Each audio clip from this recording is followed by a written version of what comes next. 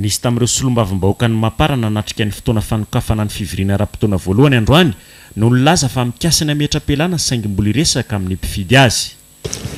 Tsy eken'ny saiko ny iray mipetrapetra amin'olona mitady varotra tanindrazana fa business daholo manodidina an'io. Olona mizara vola daholo manodidina an'io député io.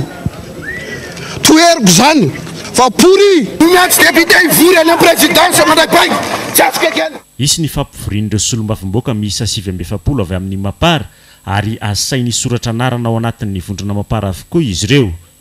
Iarany sazy ary esoriny antoko tsy ho solombavim-bahoaka intsony izay tsy manaiky izany ho iatrany Kristina Razanamahasoa.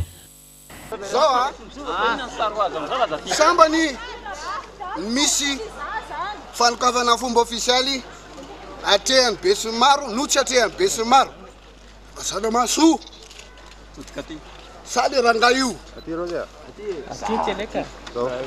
fa tsy azoko ekena Assemblée nationale embena amin'ny miaramila ohatrany tany miady fa nga misy miady anga eto. Tsy eken'ny saiko ny iray mipetrapetra amin'olona mitady varotra tanindrazana fa business daholo manodidina an'io. Olona mizara vola daholo manodidina an'io député io. Toeriko zany dia iresaka an'izany eny amin'ny quartier, resaka amin'ny télé, amin'ny radio fa pourri. C'est pourri. Madame Christine tsy ao anatin'ny resako zao fa anarery. Rehefa milamina anao ka misy azo ametrahana an'ity apetrako ty.